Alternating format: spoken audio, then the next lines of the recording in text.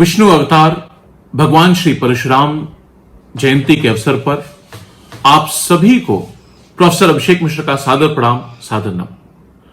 बड़े बुजुर्गों के, माताओं के, बहनों के चरणों में वंदन करता हूं, प्रणाम करता हूं, नमन करता हूं।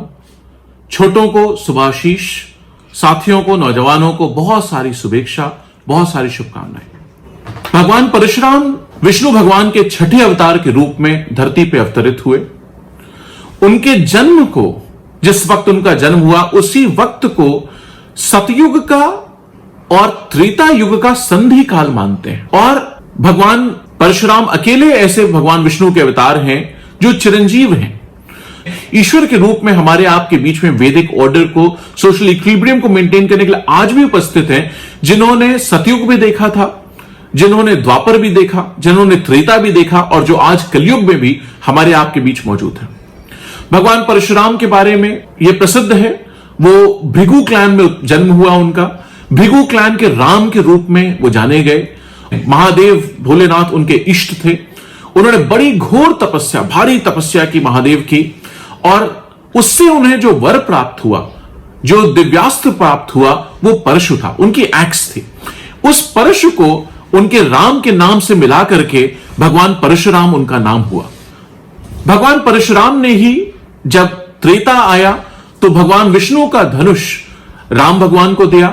जब द्वापर का युग आया तो भगवान विष्णु का सुदर्शन चक्र जो उनके पास था, उन्होंने कृष्ण भगवान को दिया। भगवान परशुराम का व्याख्यान, उनका गुणगान, उनकी कीर्ति, उनकी महिमा शास्त्रों ने बहुत गाई है।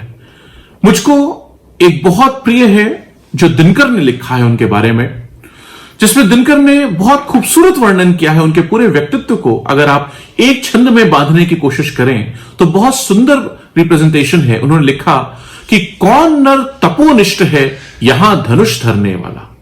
कौन ऐसा है जो उनके जैसा, जो तप में निष्ठ है, एक्सीलेंस है जिसकी, और धनुष भी साथ में धरता है। यह भगवान परशुराम का रूप, सबसे अच्छा रूप वो मुझे लगता है जिसमें शस्त्र और शास्त्र दोनों उनके पास है, दोनों का एक साथ समागम है।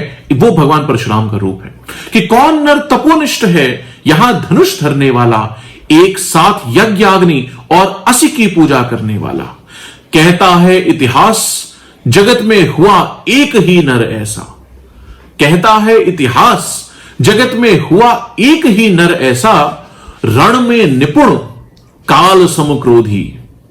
रण में निपुण काल समक्रोधी, तप में महासूर्य जैसा, तप में महासूर्य जैसा।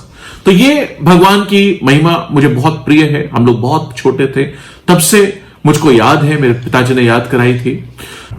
तो आज ऐसे भगवान परशुराम के हम और आप मिलकर के जयंती मना रहे हैं। ये हमारे आपके लिए सौभाग्य का वक्त है। हम सब लोगों पर भगवान की कृपा बनी रहे, उनकी प्रार्थना करते हैं, उनकी कामना करते हैं। और इतना अपील करता हूं, हमने जब सरकार थी हमारी, जिससे सब लोग त्योहार मना सकें, एक दूसरे से मिलजुल सकें, आयोजनों में जा सकें, उसके लिए हम लोगों ने छुट्टी डिक्लेयर की थी। मैं सरकार से अपील करता हूं कि भगवान के नाम पे विष्णु के अवतार हैं, आज भी हमारे आपके बीच हैं, उनकी छुट्टी जो हमने डिक्लेयर की थी उसको दोबारा रीइंस्टेट करिए।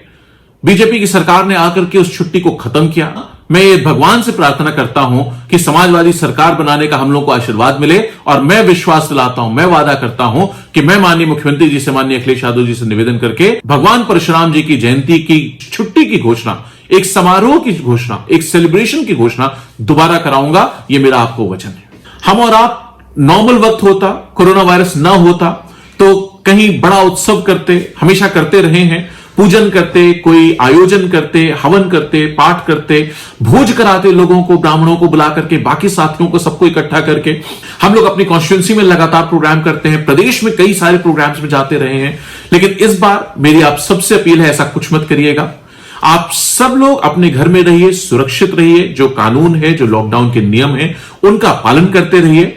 और इतना अपील करता हूं, ये तो हमारा आपका संस्कार है कि हम और आप पूजा करेंगे ही करेंगे, पाठ करेंगे ही करेंगे, हवन कर सकते हैं तो जरूर करिए। घर पे हम लोग दीप जलाएंगे, अपना घर सजाएंगे दीपों से, वो तो जरूर करिए। लेकिन उसके साथ मेरी अपील है कि कम से कम 2 परिवारों को, जहां तक हो सके 2 परिवारों को जरूर भोजन करा दीजिए। मुझे लगता है भगवान परशुराम की जयंती को मनाने का आज की तारीख में उससे अच्छा कोई दूसरा साधन, कोई दूसरा तरीका, कोई दूसरी व्यवस्था नहीं हो सकती। इसी अपील के साथ कि ऐसे भगवान परशुराम जो सर्वव्यापी हैं, जो चिरंजीव हैं, वो हमारे ऊपर, आपके ऊपर, सबके ऊपर कृपा दृष्टि बनाए रखें, इस धरती को कोरोना वायरस से निजात दिलाएं और हम सब लोग उनके मार्ग पे चलते हुए सत्य के मार्ग को, धर्म के मार्ग को, सही और गलत के अंतर के मार्ग को प्रशस्त कर सकें। यही कामना, यही शुभकामना, यही शुभेच्छा करता हूं। एक बार पुनः बड़ों के चरणों में प्रणाम, वंदन। आप सबको बहुत बहुत शुक्रिया, धन्यवाद। जय हिंद, जय परशुराम।